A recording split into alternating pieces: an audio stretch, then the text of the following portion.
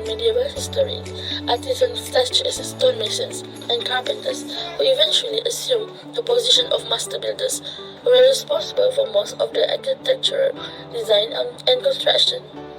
Present day, this profession known as architect, a person who plans, designs, and supervises the construction of buildings.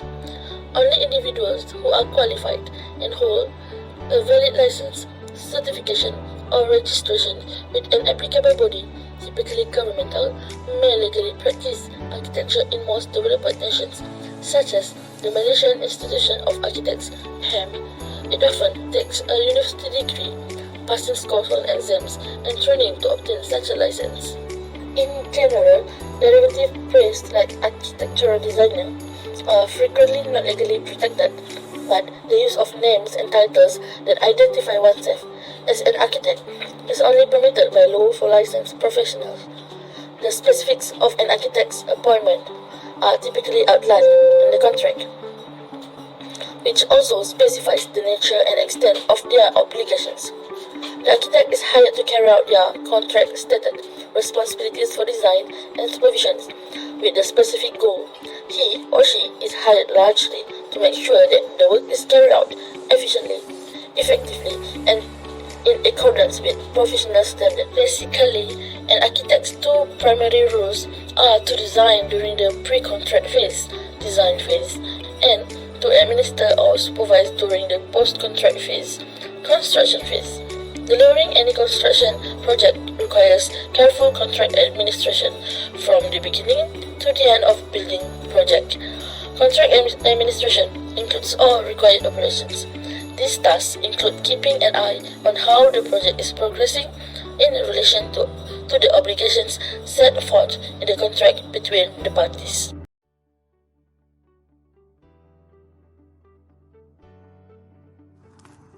Architects are accountable for design and project planning when testing the feasibility and visual appearance of structures and constructions of the project.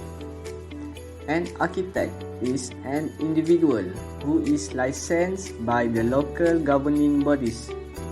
To be licensed to practice architecture, one must undergo various exams, preparations, and professional training.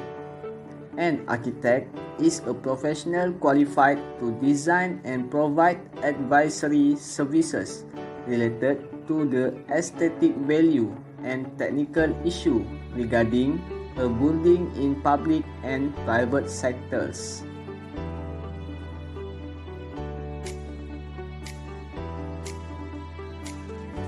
An architect also plays the role of a reliable advisor. The role of an architect is interconnected with each other. It combines needs and diverse disciplines in a creative process while serving the interests of a project and dealing with matters related to safety factors.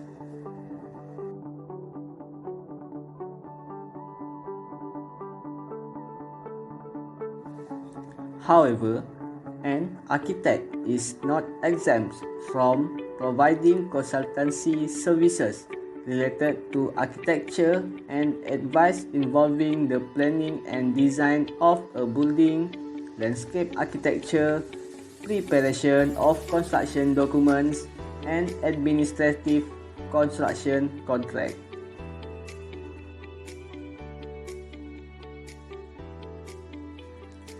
In Malaysia, an architect must be registered with the Malaysia Architect Board and have fulfilled the requirement required by law.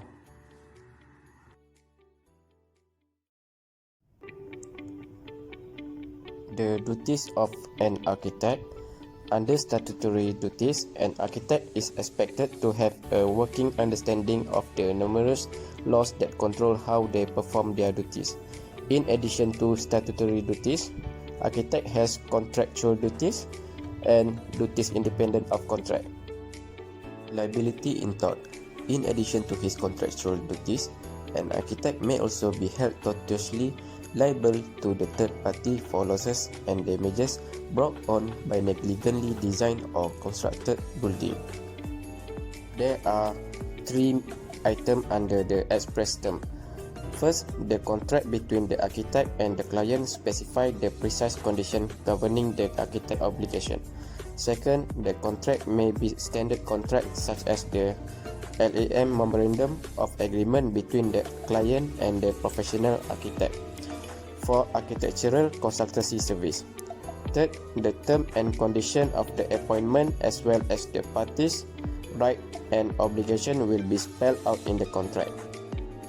Meanwhile, for the implied terms, the contract will specify the term and condition of the appointment as well as the right and obligation of the parties. One such implied term is use of reasonable care and skill by the architect in carrying out his duties. The degree or skill required is that of an ordinarily competent architect professing to have that skill. There are few architect roles as contract administrator. First, architect duty bound to serve the employer faithfully as his agent.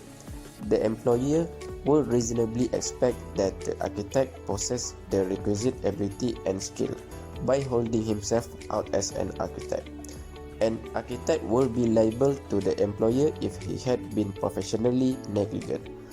Third, a professional failing in his obligation to his client is known as professional negligence. An error of judgment may or may not amount to negligence. If the architect can demonstrate that his actions were in accordance with accepted practice, it will be a strong defense against negligence. From client expectation side, an architect will administer the contract and oversee the project to protect the interests of the client and make sure the work is complete to the contract standard of quality. Second, the architect must reasonably supervise the works in order to both ensure that they are complete in accordance with the statutory provision and to enable him to issue the different certification required by the contract. Lastly, architect is not required to personally check or measure every detail, but should check substantial and critical aspects of the work. Architect as independent certifier. Architect shall act in good faith and according to the best of his unbiased professional judgment in carrying out his role as certifier. Architect must act impartially and independently, and they should not be bound by the demand or instruction of either employer or the contractor. Architect should never allow the employer to improperly influence his decision, nor should the employer prevent the independent exercise of the architect authority as certifier. Other role of the contract administrator also: number 1, to assessing extension of time and liquidated damage. Number 2, to issue a writing instruction to the contractor. Number 3, to issue the CPC, CMGD and final cert. Lastly, to assessing the value of the work being carried out by the contractor. This feeder bus depot is an intermediary consisting of a fleet of 270 buses that have been proposed to be transport passenger from selected SSP line MRT station when the Phase 1 and Phase 2 Sungai Buloh Serdang Putrajaya MRT lines.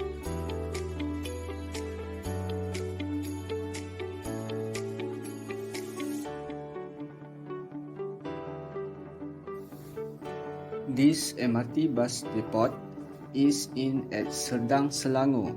The site is developed for this depot covers an area of approximately 8 acres, equal to 3,237 hectares.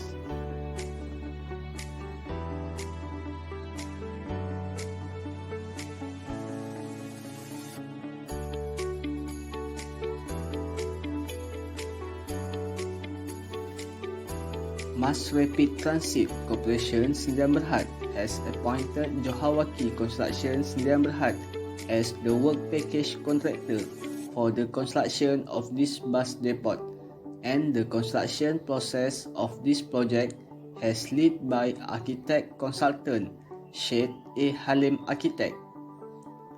For this project, it uses the conventional method where the architect is responsible for what happens in relation to this project.